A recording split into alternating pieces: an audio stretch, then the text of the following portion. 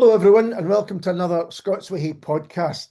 And today I'm delighted to be joined by author, screenwriter, and musician Peter May. Hello, Peter. Hi there, Alistair. So, people will know you best as a writer, I think, particularly of crime novels, but also TV, and we'll probably touch on those later. But we're here to talk mainly about another of your passions, music, and particularly your album Towards the Light, which I was really interested to find out about and look into. So I'm really Mm. looking forward to talking to you about it. Why did you want to make this album? Oh, well, music was my first love, really. Um, well, I didn't start off loving it when my parents sent me to piano lessons age 5. And I had one of those teachers, that used to rap you across the knuckles with a ruler if you got your scales wrong. Um, Not exactly designed to encourage your interest in the medium. And so I didn't stick that for very long. So they sent me to another music teacher, and it was called Omer School of Music. It was in Dixon Avenue in south side of Glasgow, Okay. and it was two sisters, I think it was, who ran it. And anyway, I was there for I think about 4 years, and I'm working through the grades and going to uh, lessons on a Saturday morning in theory, music theory, which none of which I really enjoyed. I have to say, practicing your scales or your Chopin in a cold front room with a 2-bar radiator that barely heats you, and your pals are all outside playing football. My parents used to get me to play pieces when friends came to dinner, which was fairly excruciating. Um, and eventually I said, "Well, I've had it. I'm not interested in this. Music is not my thing," I said. And so much to my parents' disappointment, I stopped piano lessons, and then I heard the Beatles, and it changed my life. Um, it suddenly, for the first time, here was music that connected with me, and immediately, I was gathering friends around. We would sing Beatles songs in the back garden. I learnt my first 3 guitar chords off a book that my dad had that had chord diagrams. Swanee River was the song. Uh, Yeah. D, G, and A were the chords, and I wrote 2 songs of those 3 chords and taught them to my best pal, and we were going to be a duo like Peter and Gordon, if you remember them from the 60s. And we were going to play a charity concert for the school.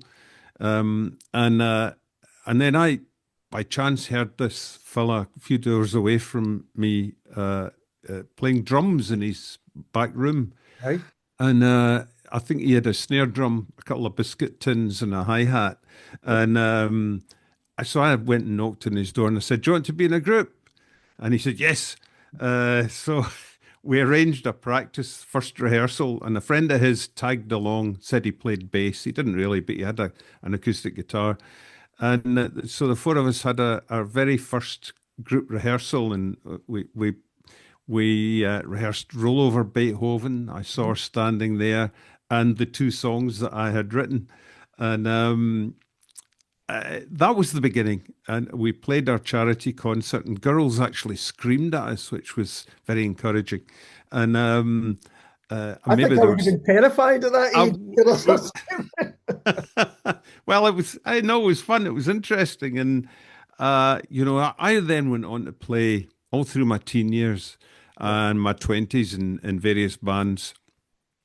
So music was very much my first love. But then as now, it's very hard to make a living writing or playing music. Um, so I chose another difficult way to try and make a living, and that was writing. Uh, I was going to say it's not exactly, well, I'm going into accountancy. No, I'm going to write novels instead. yeah, that was a problem. But I mean, there was no career path to creative writing in those days. They didn't have creative writing courses at Yeah. university. So I became a journalist, and that was my kind of way of trying to make a living from writing. Not the kind of writing I wanted to do, but it was a start, and I segued from that into television, and then finally into writing novels. But music had been my first love way back when, and I think probably at the height of my teen years, I was 16. I'd started school a year early. I was 4 when I started school. So I was 16 when I sat my hires, and I went back for a sixth year. And I was playing in a band called the Harlem Shuffle, which was then billed as Scotland's top soul band. Right. The other guys were much older than me. I was the baby of the band playing keyboards, and we were playing dance halls and clubs all over Scotland, the north of England, 4 or 5 nights a week with a brass section, the whole thing. And but I was still at school, and so needless to say, it was affecting my attendance Mm, and my studies to the point at which my headmaster decided that I should no longer attend his school. So I was summarily expelled, and my dad said, "You got to get a job." And I got I got a job working out the interest in bank books at the Department of National Savings at Cowglen in Glasgow. right. Um, and I stuck that for 3 months, and it was doing my head in, I have to be honest. And I got up one morning, and you didn't just get up in this place. You had to put your hand up and ask to go to the toilet. And Yeah. it was worse than school. But one morning I'd had enough. I got up, walked out, and got a train back to my old school. And a mate who was playing in the band at the time that we'd come down to a four-piece band at that point, and I said to him, "I'm running away to London. I'm going to make my fame and fortune." He said, "Well, I'm coming too." And when the other guys in the band heard that we were doing this, they said, "Well, we're coming too." So Wow. that night, we all left notes on pillows for our parents, jumped in the van. We were all 16, 17 years old, Yeah. and headed off down the M6 with all the gear in the back to seek fame and fortune in London. Of course, we didn't. Um Being stupid teenage boys, we hadn't even thought to pack enough changes of underwear. Um, and we ended up, we tried to get an agency or something to take us on, and we weren't getting anywhere. We were sleeping rough in the back of the van in the park and stations. We were busking in the subway to buy food, and it was pretty pretty miserable. And we eventually came back home with our tails between our legs. But 50 years later, I fictionalized that story into a book called Runaway, and it's all about a band who runs off to London. And Just to give us a bit of background to the musical landscape of the time, when are we talking? And who else was around?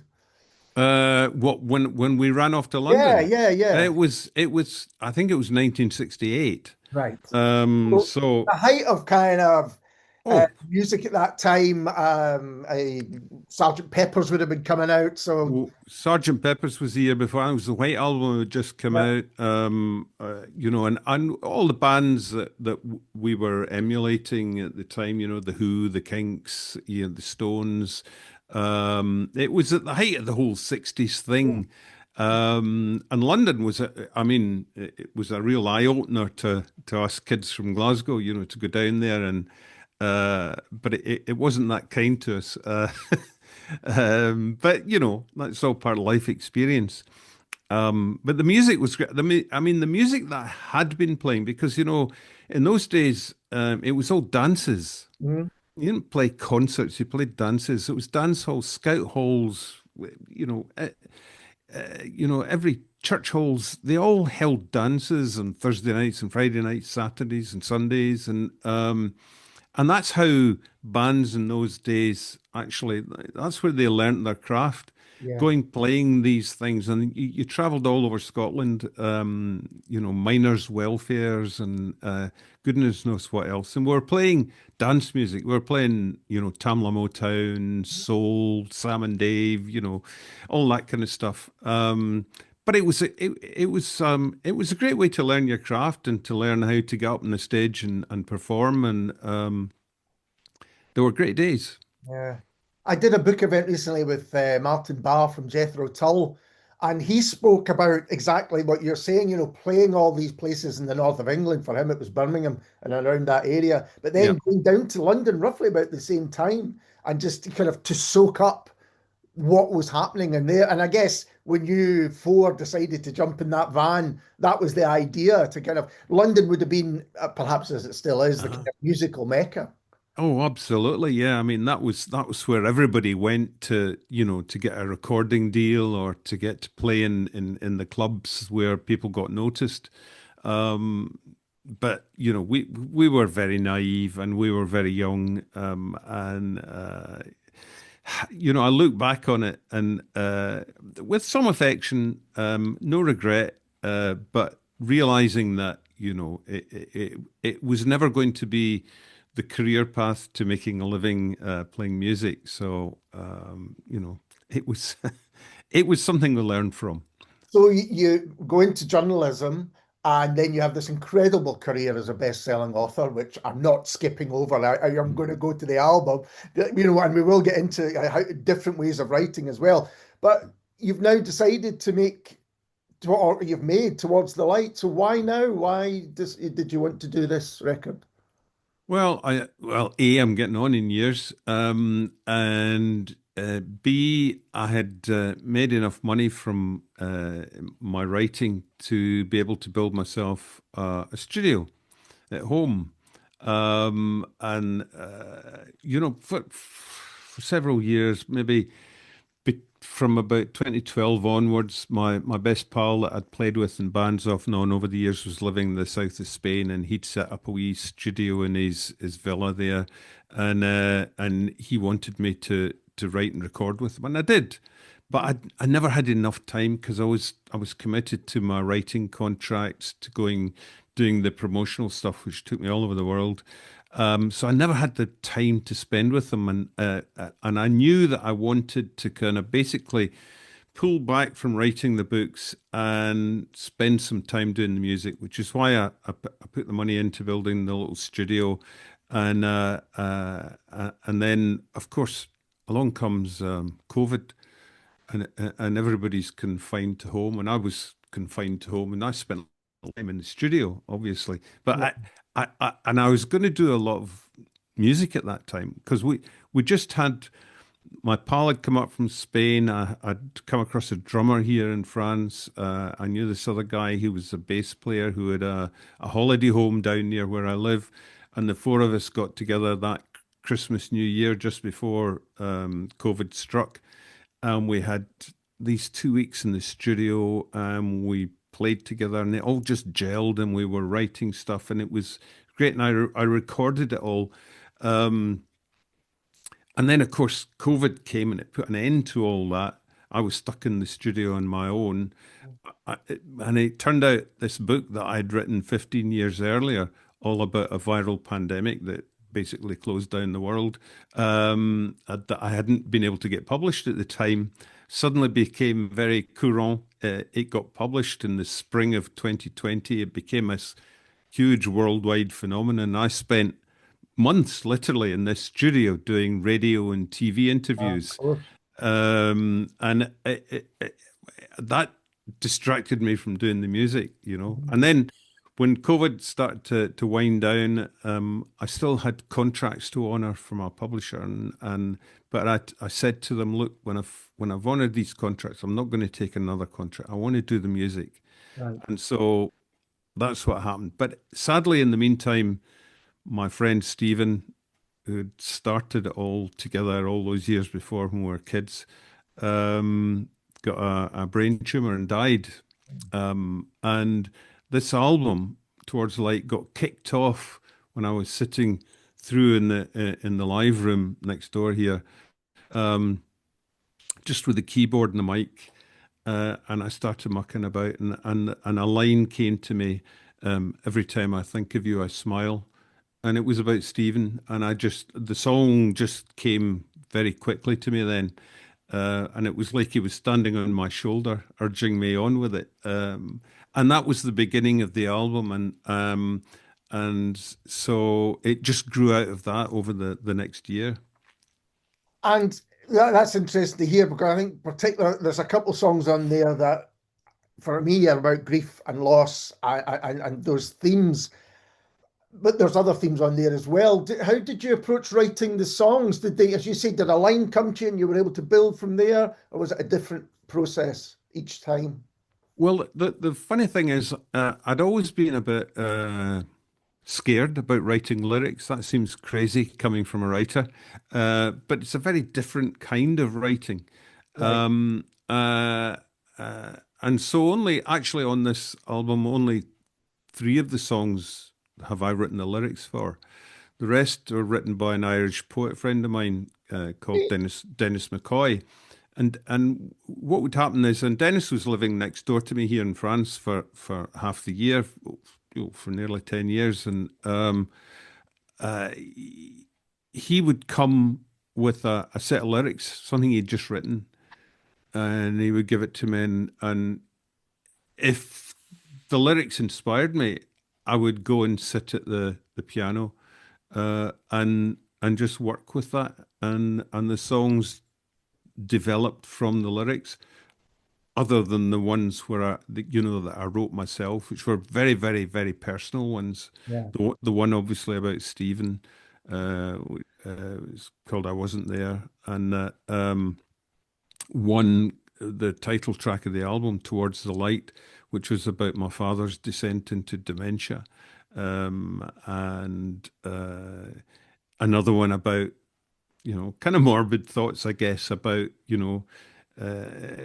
heading towards the end of your life and sort of sitting down thinking about the things that in theory you would miss. And of course, Dennis, who's writing these lyrics for me as well, is the same age as me.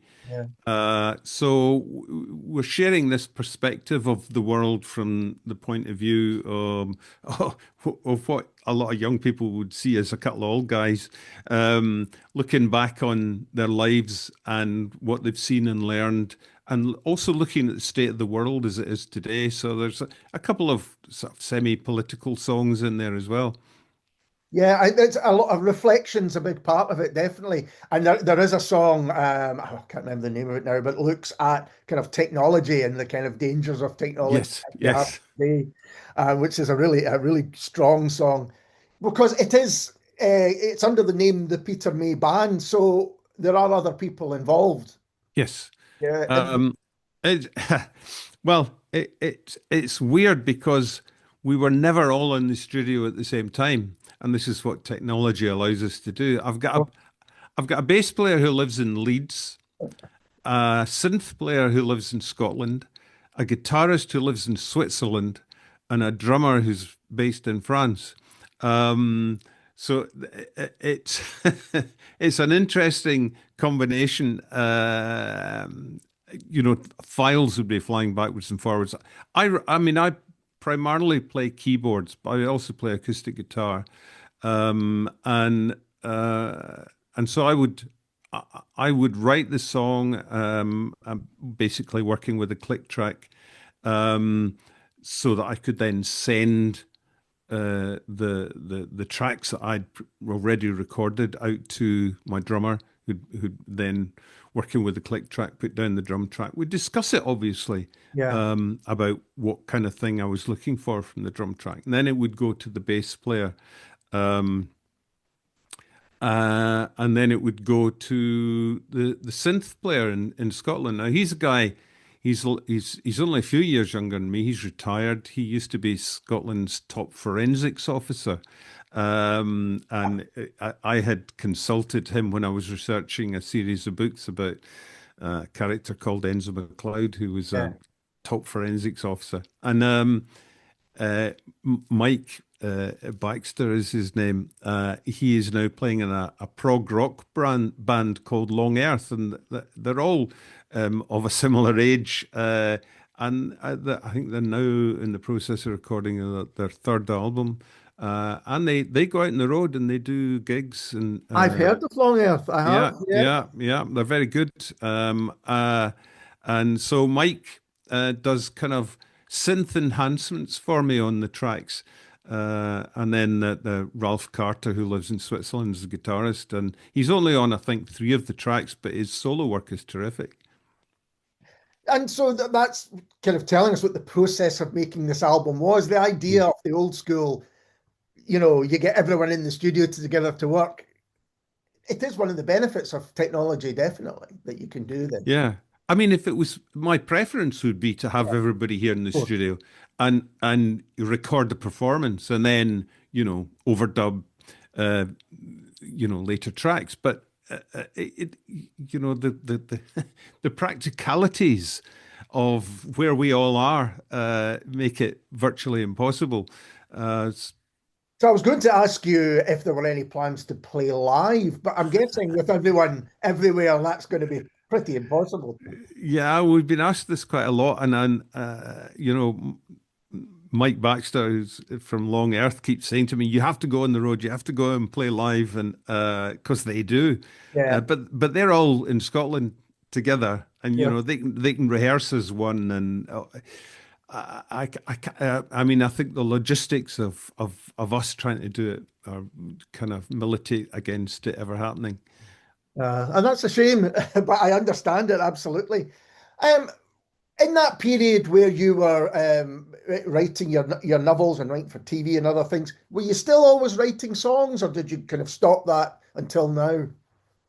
I didn't start writing songs again until I was working with Stephen down in his little studio in the south of France. I mean, in the south of Spain. I mean, Right.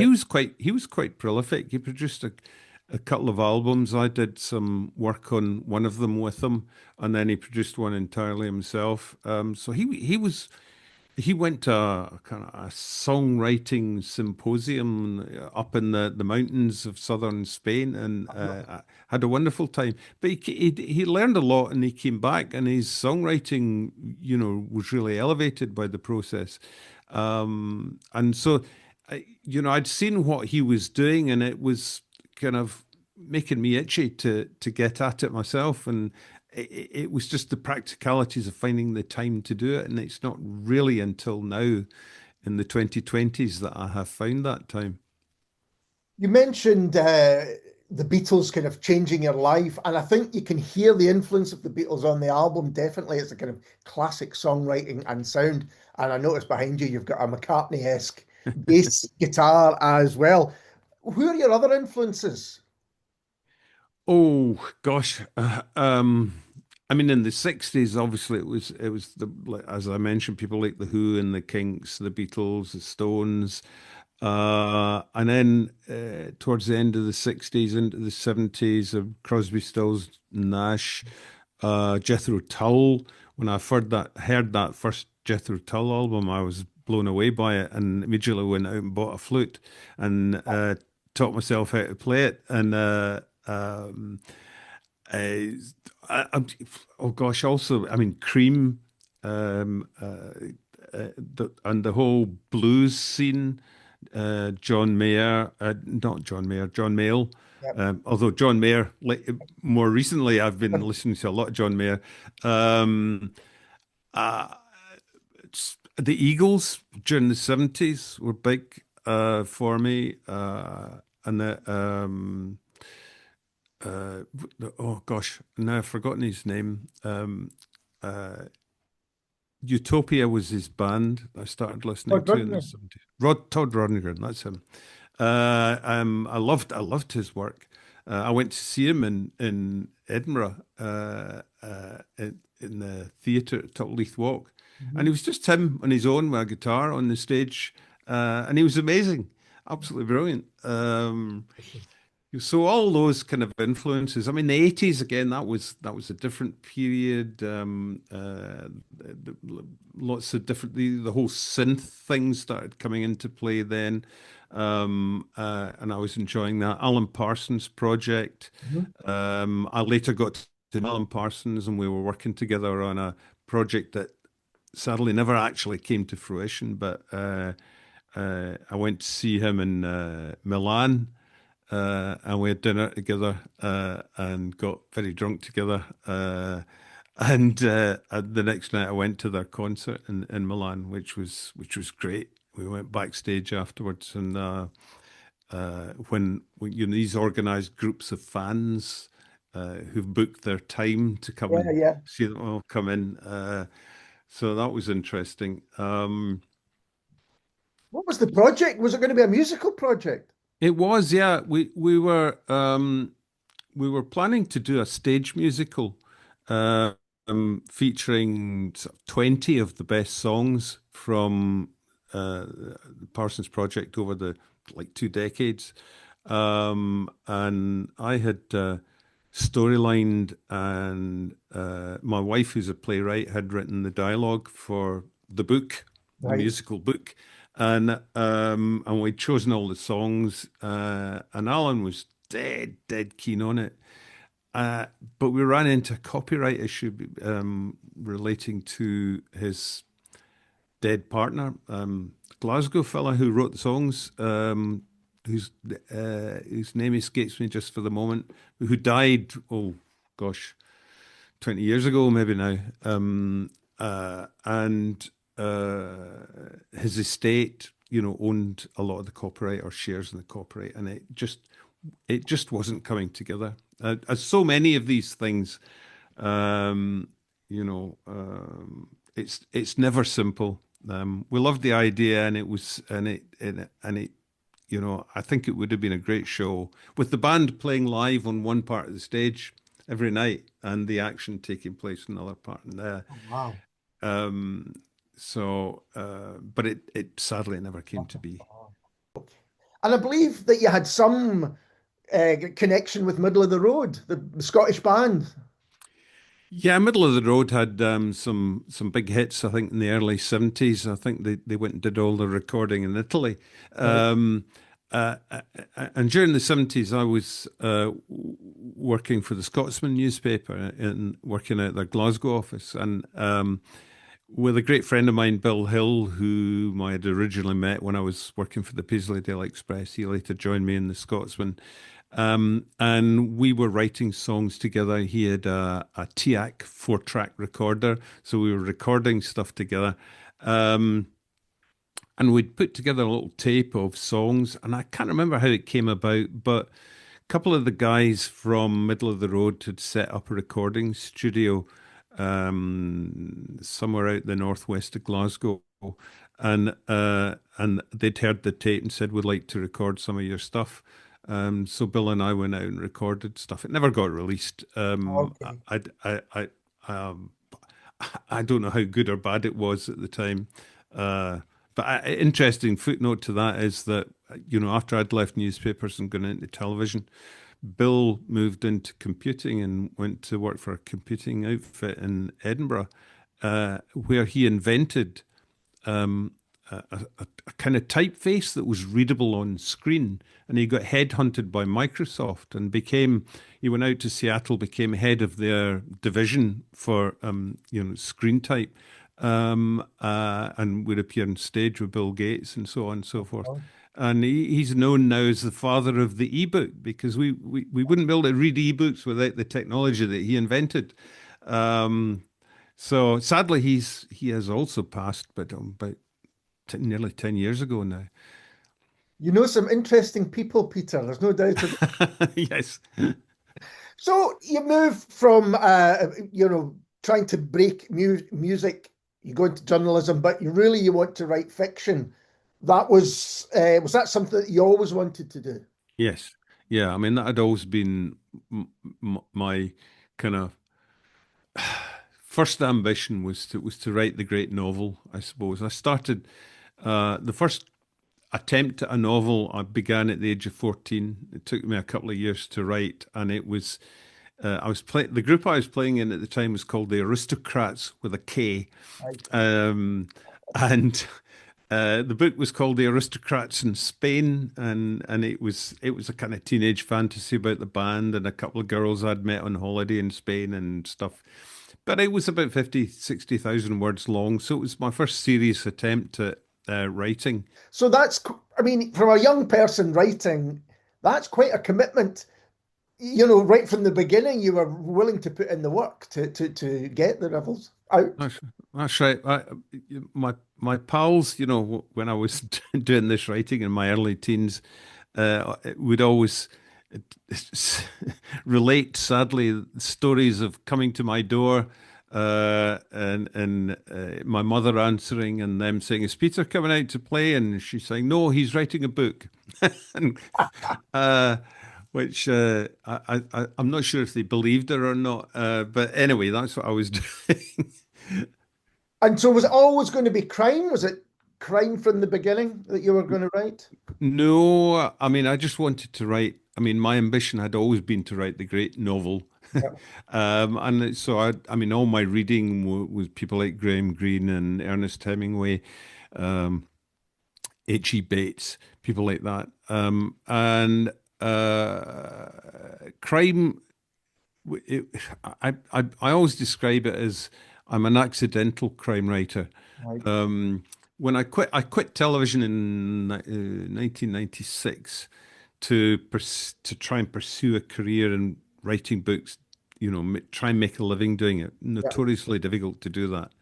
Um, and the first book I wrote was set in Beijing, Mhm. and it was a story about genetic engineering. And I wasn't quite sure initially how to tell this story, and I eventually decided that the best way of doing it would be to kick off with a murder, which takes place in a park in Beijing, and I create this Chinese cop and an American pathologist, and through their investigation of this murder, I would then be able to unpack my story.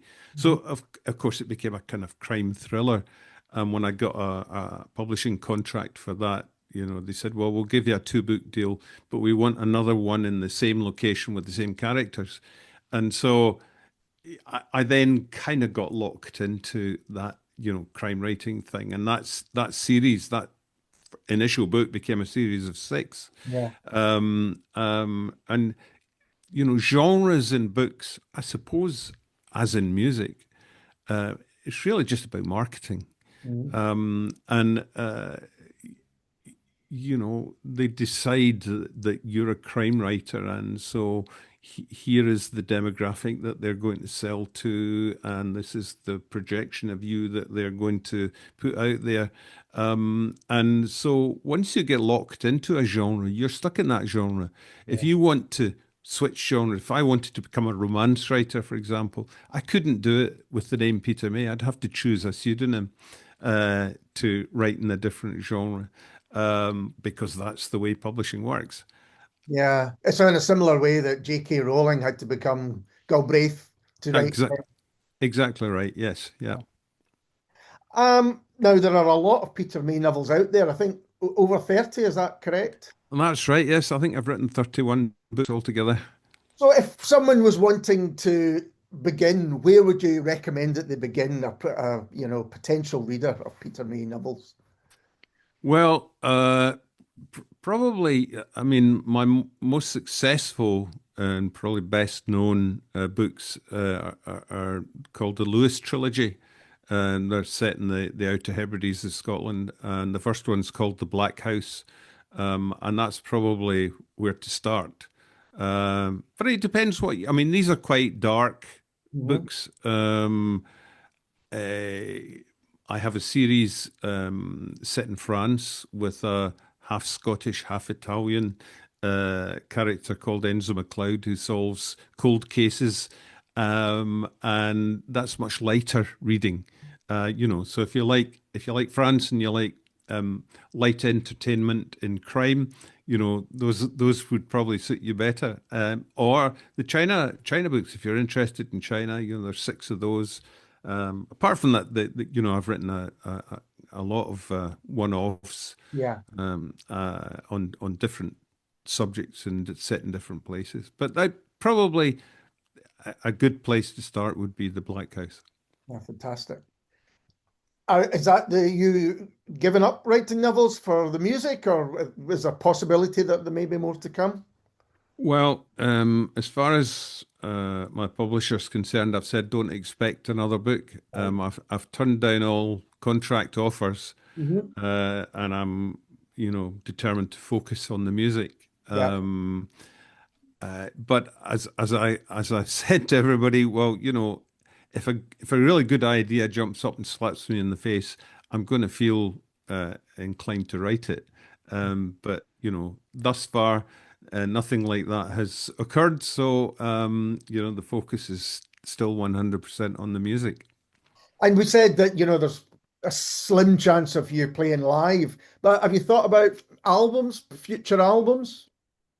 Well, I'll probably start on a new album early next year. I mean, I finished this one basically at the beginning of last summer, and then you went through the whole process of mixing and mastering. Went over to the States for that. Fella called Luke Despain, who I think did a great job on it.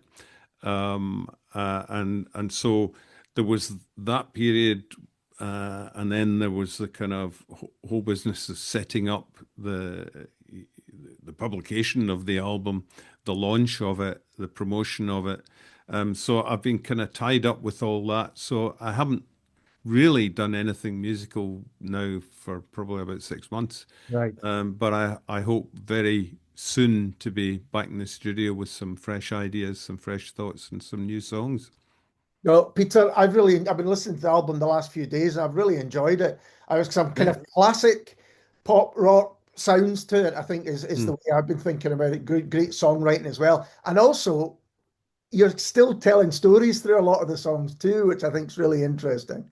Well, that's sort of say to people, that it's just a different way of telling stories. Yeah. Uh, but it's, I think, much more immediate. Mhm. If I write a book, it will take me, probably 6 months in terms of developing, researching, writing the book. And then it goes through a whole production process before it comes out. And then it takes somebody 12, 15 hours to read it. They're never going to read it again. But, I might take longer to do an album, say a year to do this one. But somebody can listen to it in under 40 minutes. And then they can listen to it again and again, and they can listen to the bits of it that they like best. And so there's a much more immediate connection with your audience in that Yeah. sense. Yeah. Peter, it's been a real pleasure talking to you. Thank you very much for doing so, and all the very best with the album. Thank you very much, Alice. It's been a pleasure. And we'll be back soon with someone completely different.